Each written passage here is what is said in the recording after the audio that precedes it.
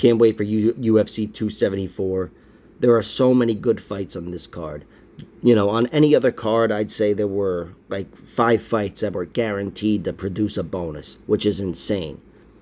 You've got Justin Gage versus Charles Oliveira. I can almost guarantee that's going to end in a finish. I can guarantee it'll end in a finish. And, you know, if it wasn't so stacked, this card, I'd guarantee that a performance bonus goes to either one of them, if not fight of the night, if it's lucky to go that way. Same thing can be said for Tony versus Chandler. I think there's a higher probability that goes to a decision, especially because it's 3 rounds, but it's still very low. That fight is going to end in a finish. I've got Tony knocking Chandler out. Chandler can knock anybody out, and both these guys, believe it or not, both of them can submit each other. That's right, Chandler can submit Tony. This fight's going to produce a bonus, if not fight of the night, which is 2 bonuses. Then you've got Donald Cowboy Cerrone. Donald Cowboy Cerrone versus Joe Lozon. That's, I mean, on paper, even though they're far removed and whatever, you know, shop worn and all the rest, on paper, that's maybe the most exciting fight in UFC history. I'm not shitting you. It's up there. That fight, you know, on any other card, I'd say it's guaranteed to produce a bonus. These guys are slower and whatever, and they're older, but I still think that fight is guaranteed to end in a finish. Lozon first round, Cowboy second round. And, we've got Brandy Brown versus Chaos Williams. That could be a more slower paced fight, but it's going to be interesting all the way through. Probably shouldn't have mentioned that in this fight of the night discussion. But one that I do think stands out on the prelims that I think is just, I mean, it's guaranteed to be an amazing fight. Brandon Royval versus Matt Schnell. Both of these guys are so well versed, and they're both so, you know, I mean, Schnell is more breakable or whatever, and Royval's been tapped, you know, to Pantoja and whatever, and I think he had an injury versus Moreno, but these guys produce finishes. Schnell, if he wins, can produce a decision, I suppose, and even Royval, he's such an action fighter, whatever, he can score points, but no matter what, this is going to be an exciting fight. If it goes the distance, I predict it's fight of the night, and if it doesn't, performance of the night. Brandon Royval is a wild man. Matt Schnell is so slick, and he's one of the slickest fighters in the UFC. Very underrated submission-wise, especially off his back. And a really good, competent striker. You know, he's slick on his feet, and he's a good counter striker. Brandon Royval is a wild man. He's just pure wild. On the feet, you know, he'll hit you with 3 different moves just to get to that spinning back fist. And on the ground, he doesn't stop going for submissions. And this fight, again, it's going to produce a bonus in one way or another. Then we've got some potentially less entertaining fights, but some incredible matchups. Randy Brown versus Chaos Williams. Chaos Williams needs a test like this. Randy Brown is capable of fighting the way that Michel Pereira fought. You know, just not even so much the movement or whatever, but winning a fight at range. But the one thing he's got that Michel Pereira doesn't have is a weaker chin. And Chaos Williams hits harder than just about anybody in the division. That fight's going to be exciting. And I'm not even saying I'm picking Chaos to win. I'm picking Randy Brown to win. And then we've got Macy Chiasson. When is she ever in a boring fight, you know? She's not going to be able to just physically manhandle on the ground Norma Dumont, I don't think. But still, this fight is going to be very exciting because Macy Chiasson's in it. She's like one of those, you know, a female glass cannon. Marcos Rogerio de Lima, he's fighting Blagoy Ivanov. You know, he went to war with Derek Lewis, but he's not known for his wars. This fight's going to be a war. It's going to end in a finish. Maybe not a war, but it's going to end in a finish. It's going to be exciting, which is rare for a Blagoy Ivanov fight. Either he's getting knocked out in round 1, or he's knocking out Marcos Rogerio de Lima in round 2, or round 1. What the fuck do I know? Tracy Cortez versus Maglissagato. This fight is one of the absolute most compelling fights. It's not a championship fight in all of women's MMA. Tracy Cortez has such a big upside, and Maglissagato, I suppose, has a bigger upside. Not that I'm saying she's the better fighter here. I'm just saying Maglissagato is so exciting. She's a killer. She breaks arms, and she's got knockouts now. You know, knocked out Sijara Eubanks with a body kick in the 3rd round, which is fucking awesome. She's one of my favorite prospects in all of women's MMA, and Tracy Cortez is too. She's just not as, she doesn't produce as many finishes, but top game grappler-wise, she's as good as anybody. She could be challenging for a title. Either one of these girls. Whoever wins this fight, that's my prediction, will challenge for a title within the next, I don't know, year and a half, whatever. But it's fucking awesome. Can't wait for that one. And then you got other fights that are considered filler but still mean a lot to me, like Francisco Trinaldo versus Danny Roberts. Both those guys are solid veterans, but Trinaldo's the 43, 44-year-old UFC veteran who's never been put away, never been knocked out anyway. And I'm behind Trinaldo all the way, unless he rematches Jim Miller. So, yeah, can't wait for this whole card. I'm just going to give you guys my predictions for each fight and a few bets along the way. Let's start at the top here. Justin Gaethje, Charles Oliveira. I got Oliveira winning via submission. Justin Gaethje could win via knockout. There's that talk of Charles being breakable and whatever, and he's shown so much tenacity in every single victory leading up to this fight. Almost every single victory. He's been hurt. He's been 10-8'd, I think. 10-8 round-id, whatever, you know what I meant there. And maybe it didn't. And he's shown tenacity to come back when people thought he was out of the fight. And I think he's really trying to work hard to remove that stigma that he had, which Justin Gaethje kind of invoked, of him being a quitter. But I'll say this about Justin Gaethje's assessment of Charles Oliveira. While Charles is doing everything to reverse it, and he's shown time and time again that he's got so much grit and heart, I do think the next few times Charles Oliveira loses, it's going to look similar to the first few times he lost, or his previous losses. Some might be submission with a guillotine choke or whatever, or a knee bar, but a lot of them he'll be finished with strikes, and I don't think he'll be unconscious. It's just one of those things where that's who he is as a fighter. Not that he's a quitter or whatever, just like whoever, fucking Frank Mir or whatever. Some guys just that's their weakness. They can't take it as much. And listen to me in my living room. Yeah, I could take it. All right. Rose Namajunas versus Carla Esparza. On this one, I'm going with Carla via decision. I'm absolutely going to be betting on... I should have covered my bets for Gaethje versus Oliveira, but you can imagine them. Justin Gaethje via knockout, Charles Oliveira via submission, or even finish altogether. But I think he's more inclined to get a submission. And I like the under 1.5 rounds. Rose Namajunas versus Carla Esparza. I like Carla winning a decision here. It's a 5-round fight.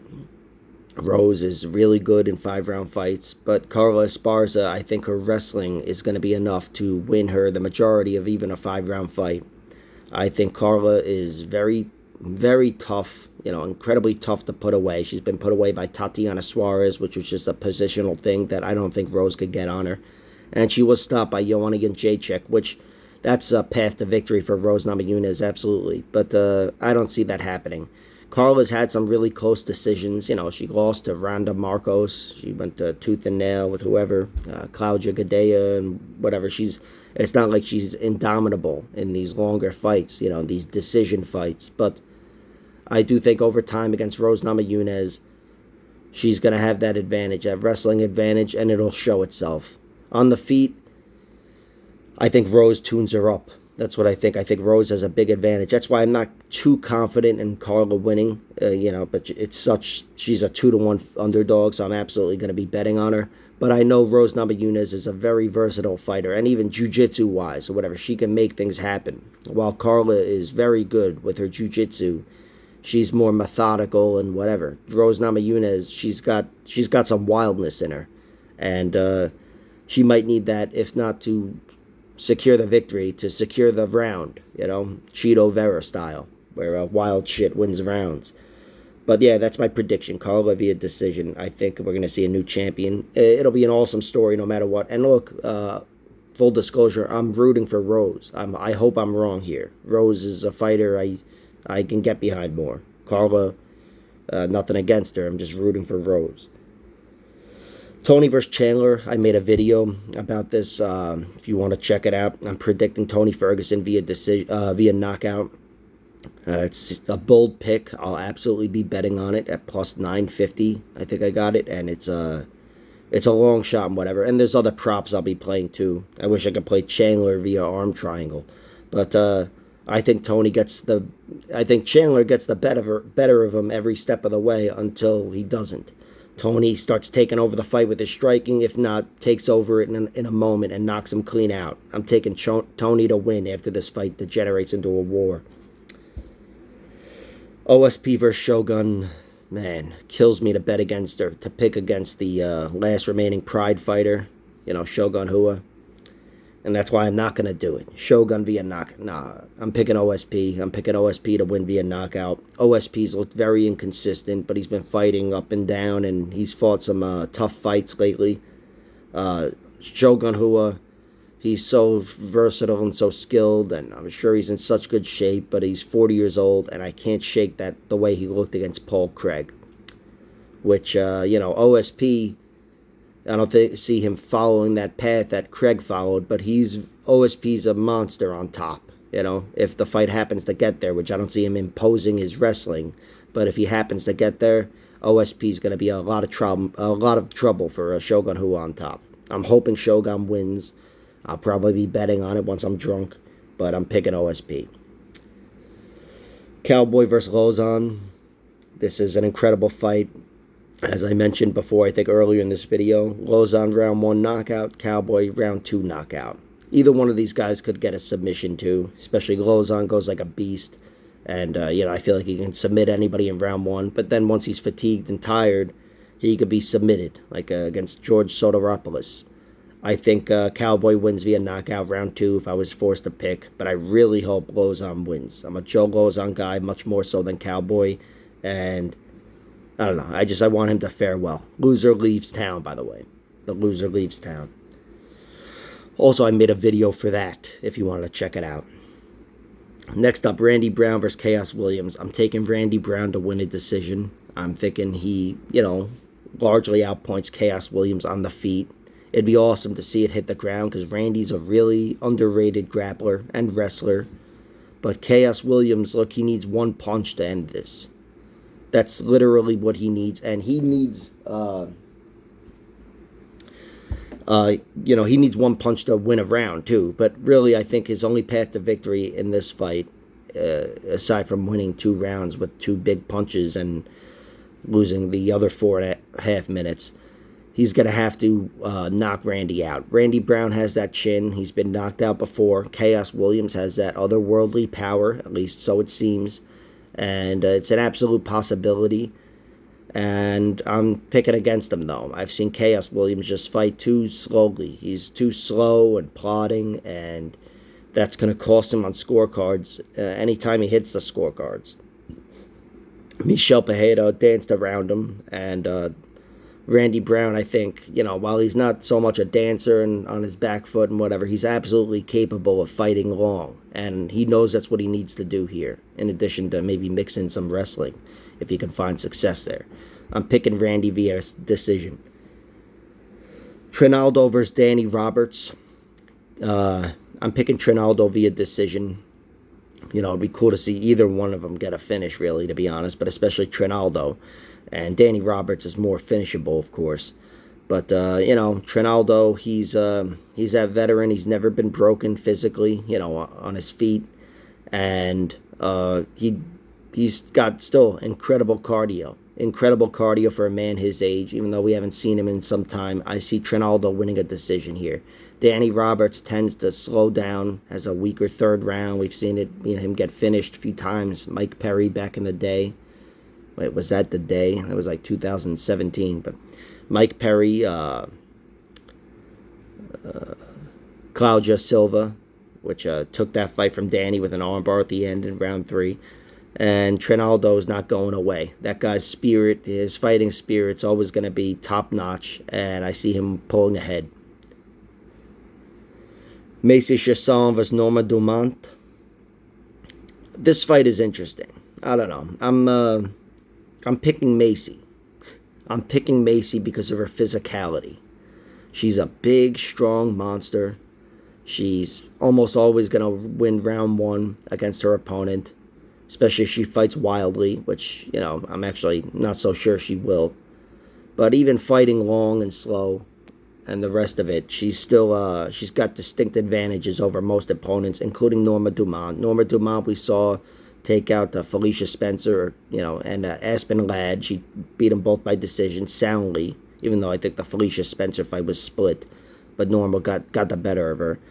Norma's good everywhere, and she's shown she's got 5-round cardio, although I don't know how much she was really tested by Aspen Ladd, who never really made her pay in that fight. Never really tried to take the fight from her, which that's not going to wear on you, and it makes it easier to go.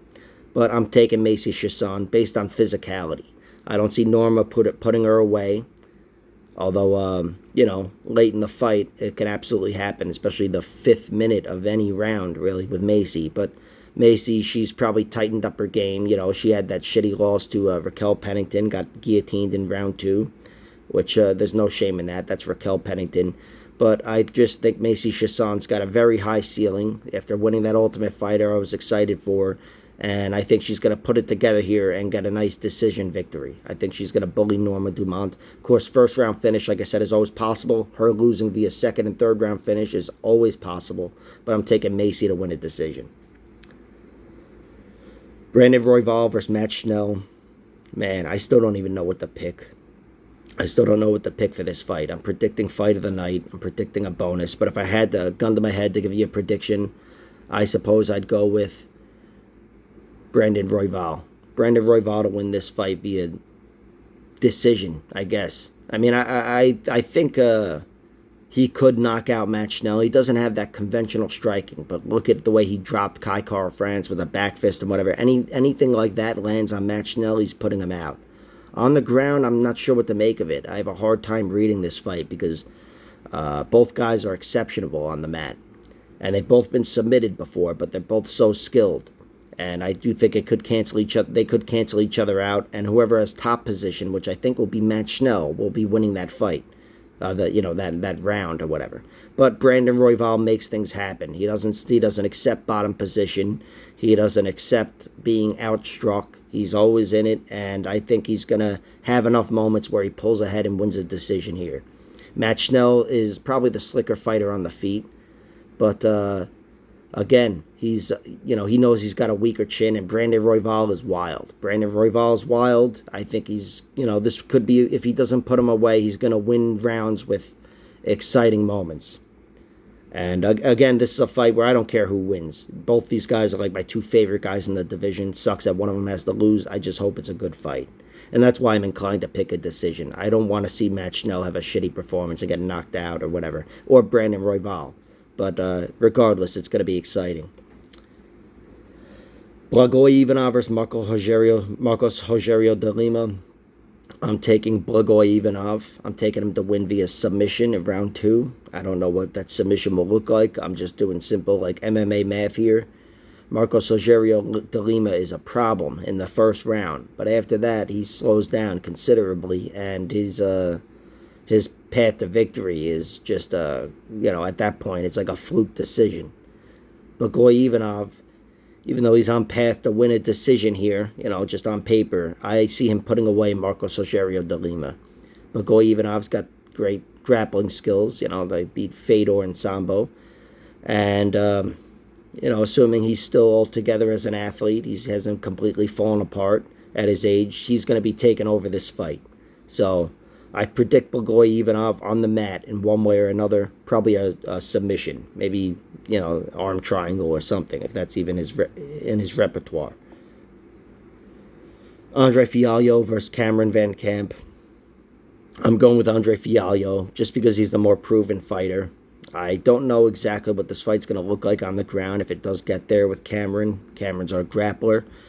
I say that like this is 1995. He's a grappler and the other guy's a karate fighter. Now, they're both versatile fighters at this point, but I'm taking Fiaglio because he's shown to be the more proven fighter. Had that great win over Baeza and a very good performance, I thought, in a losing effort against Michel Pereira.